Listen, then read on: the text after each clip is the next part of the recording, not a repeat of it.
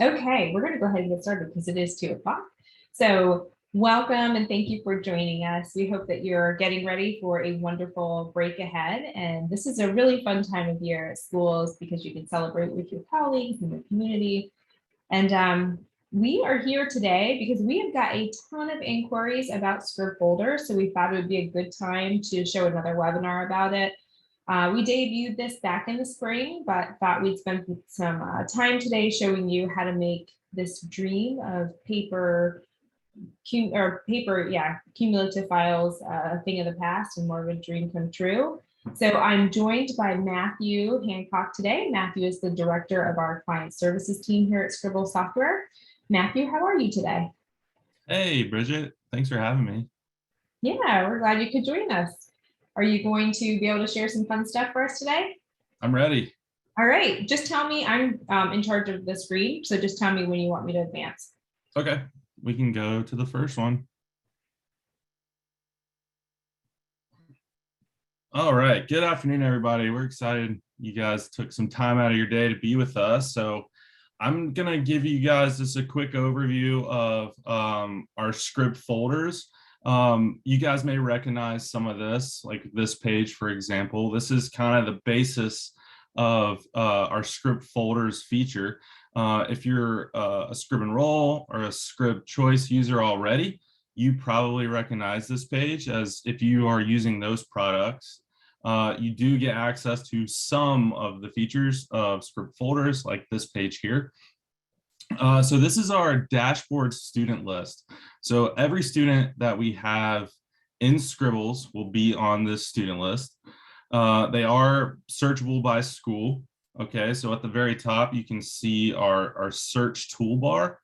So you can search by school. You can search students based off of their parents' email, so the email used for their family dashboard. You can search by first name and last name. So in this picture here, you can see Bam Bam. And then you can search by student ID. So what's nice about this is if you're associated for a school, you're only going to see students at your school. You're not going to be able to see district-wide students. So we can go to the next one. All right, so this is kind of the second page. Next to every student is a little eyeball icon. If you click on that eyeball icon, it takes you here. This is the student detail page. This is a little bit more in-depth detail about the student. And this is also where the folder is. You can see the different tabs below, and we'll go through each of those. Up here at the top, on the left-hand side is going to be the student information. So everything we collect on the family dashboard about the student, their name, date of birth. If they have an ID, if they have a student ID entered, it's going to appear here. And then we're going to have the zone school and the grades for this year and next year of where the student will be. On the right-hand side, under the guardian/requester, we're going to populate all the parent information. So everything that was entered to create the family dashboard, the parent address, email, phone number, cell phone, all of that's going to populate here. So everything you need to know about a particular student is all right here on this page. As we go down, you can see the different color coordinated tabs. The top green one is our forms. The next one is any applications. So enrollment applications, school choice applications, anything that the student has submitted will appear here. And then these two blue ones here, this is the bulk of our of the ScribFolder. So, and we'll talk about scanning documents, adding documents to that student, those will appear there. And then finally, the last one is the work history. So anything that's done inside of here, inside the student detail page, adding documents, things like that will be recorded. And we'll take a closer look at those in a couple slides. So let's go to the next one, Bridget.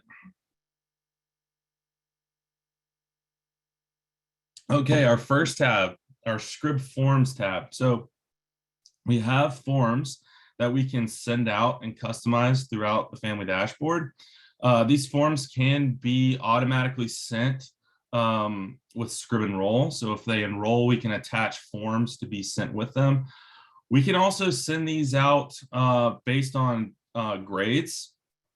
So if you had a kindergarten form, the example here that's completed is a COVID form. So one thing we've done a lot in the last year and a half, 2 years with COVID is send out a lot of COVID information and updates.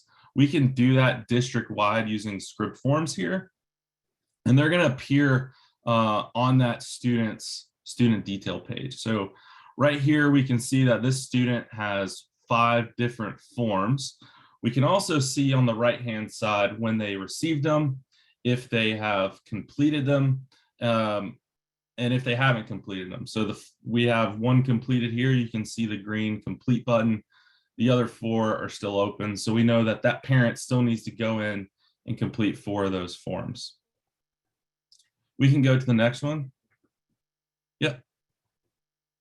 On with those forms, we can safely send and securely send forms to parents. So here, we can customize what forms we want to send to that student. So if we don't automate forms, we can go in and select exactly which forms we want to send that student. We do that by clicking on the plus button on that same page we were on, and then we have a list of our forms here. And we can select as many of these as we want individually by clicking the send a parent button. That is going to trigger an email to be sent to that parent, alerting them that they have a new task on their dashboard, and then they can go in and fill it out.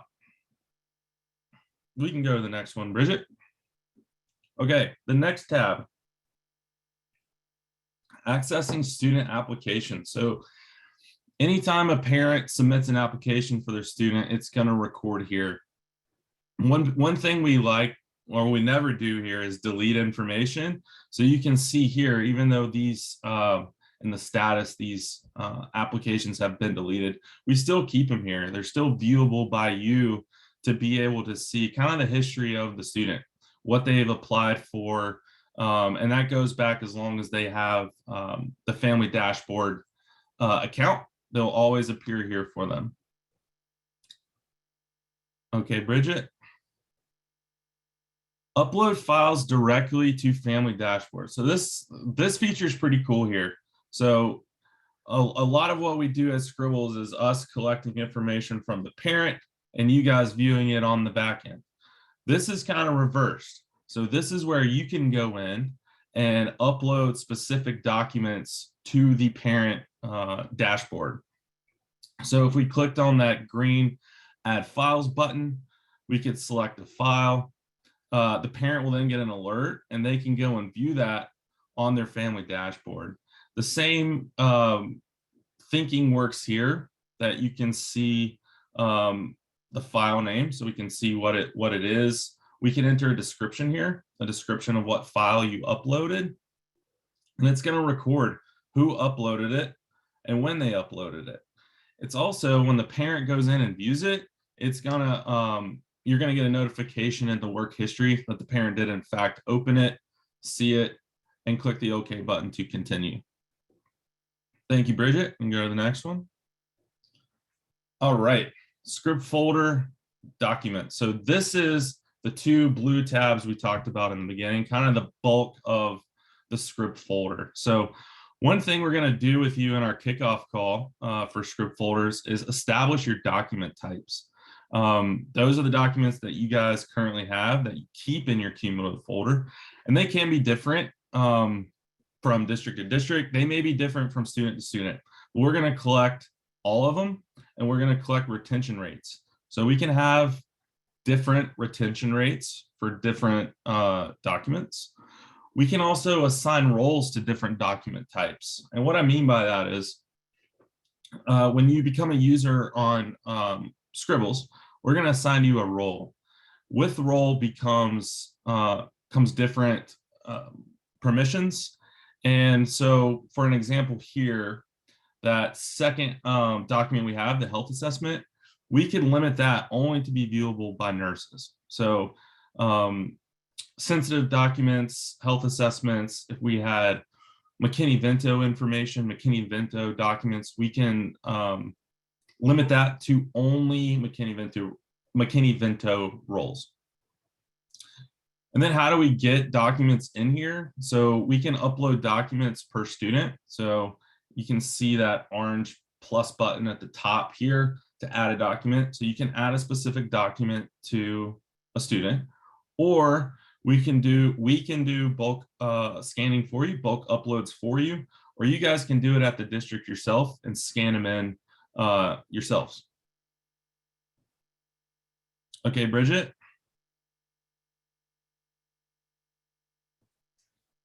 Here's the second tab on the script folder, the script folder documents. So once we get everything uploaded, this is kind of what it looks like here.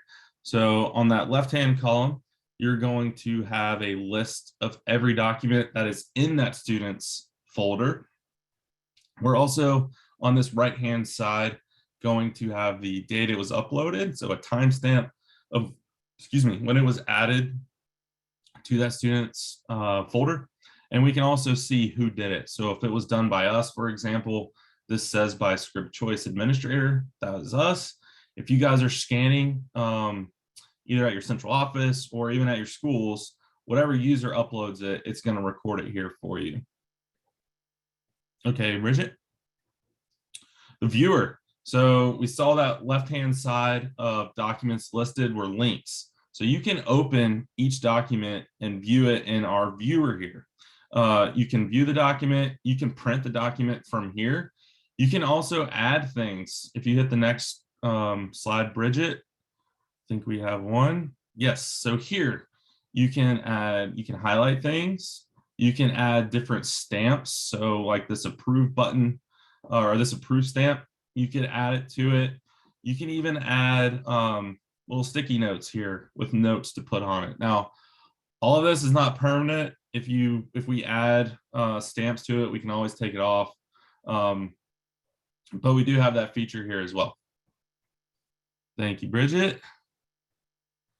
And the last little tab on the student page underneath the script folder is the work history. So everything that's done inside of the script folder is going to be recorded. So you have your full audit trail. The green on the left-hand side is going to be your timestamp of when the action was performed. And then the next column will be the user. So these say administrator. If it were Bridget logging in, it would say Bridget Jones here.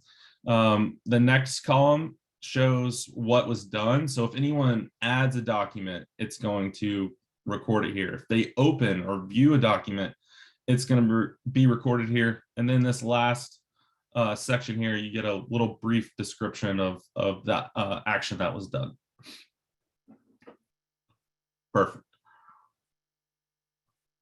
All right. And lastly, so all that we've talked about is easy if they have a Scribbles account and that student is in there. But what if they don't have a Scribbles account yet? What if that student's not added? We have put this in to be able to create a student and create them a folder without them previously existing in Scribbles. We can connect this with your SIS and with your SIS data. So essentially what this is showing is we put in the student ID. We clicked the blue lookup student button and it populated the information for us. Once it does this, it's going to create the student a folder and we can add documents just like we would if they were already a student in Scribbles. And I think that's it, Bridget. All right. Thank you, Matthew, so much for going through that and how it works. So we know that ScribFolders has already revolutionized the way that many of our partner districts store, manage, and transfer student records. So Matthew just went through the what, and I'm going to go through the how. How exactly do we make this dream come true? So we're going to start by sharing that this doesn't happen overnight, but it is well worth the process of getting there. So for starters, in only 2 years, almost 50% of student records will be digitized. 50%. So when I was working at a school district, the cumulative folder transition process was one of the least fun times. I do remember one good time though. It was getting to dress down and getting to wear comfy clothes because you knew you were going to be lifting and shifting boxes all day. But what really sticks out in my memory are those boxes. The truck rentals, sometimes we put the boxes in each other's cars to get where the files needed to go. And, you always have those straggler folders, right? That were meant for one school and they made it to a different one. So people at schools are resilient. So of course, we figure it out, but it doesn't have to be this way. This physical transition of boxes can cease with ScribFolders. So this is how we do it. In this picture, you can see that the boxes, we have boxes and trucks, basically the old way of doing it. And our approach is to conduct the digitization during the transition years. The same years, those files would be moved anyway. Now they're just scanned into digital record. So for the sake of this presentation, we're going to use 6th and 9th grade as the transition years. And we know that not all districts are the same. So we would work with you on your transition year schedule, but for today, we're going to use 6th and 9th. Now in this picture, we're showing that ScribFolders is changing it up. No more lifting, shifting, or designating special piles of folders for different locations. So no more trying to keep all the files safe in weather-proof storage, and no more hassle really. So we're eliminating that. So I'm gonna go on to this next one here. Okay, so I shared a little bit earlier that we are going to be doing this in the transition year. So we know at this pace it's manageable, yet you'll be able to see the progress being made immediately. Okay, on this screen, there's a lot of information. On the left side, we have the grade levels. On the top, we have the years. The bird represents ScribFolders, and the folder represents a physical file. So let's just focus on the first column that says year 1. In year 1, we see that a kindergarten student entering elementary school will have an electronic file. They will never have a paper document in their physical cumulative file, in any kind of physical cumulative file. If we look midway down, we can see that the 6th grade student also now will have an electronic file, as well as the 9th grade student. When those rising 6th and 9th grade students transition, their physical files were scanned and the information is now an electric file. This happens the next year too. So at the top of the chart, if we look in year 2, we can see that already just in year 2, 46% of the files will be electronic. It's amazing that just in 2 years, and you can see why. This kindergarten student, their electronic file follows them grade to grade, and the 6th and 9th graders are getting their folders scanned on and so forth. If we go through this year after year, we see in grade 3, all middle schoolers, so in that 6th, 7th, and 8th grade, in year 3, all middle school students have electronic files. In year 4, all high school students have electronic files. So remember, at the end of the year, when you have to verify all that information, it's all electronic. It's easy. And by year 5, at the end of the year, just think, the end of year 5, you can celebrate, because the next year, your entire district would be paper-free. Oh, so we know that this is a lot of information, but I have a couple different views because everybody learns and views things a little differently. So here is the same information, just in a different format. So we see in year 1, the progress being made. Year 2, in the circular graph, we see all the progress that's made year by year. And down in the second chart down here, we have the grade levels in year 1 that would be scanned, year 2, 3, 4, 5, and so on. So you can see it gets, as we go on, it gets progressively much easier to manage electronically. Okay, so let's see, our next screen here, we're going to talk about how we actually scan these documents. So Remember that elementary school students will have their electronic files start in kindergarten, so their files are going to be loaded as grade level every year. In the case of the 6th and 9th graders, so that's what we have up on the screen right now, these are the transition years that they're scanned as a document. So let's look at a K through 5 file.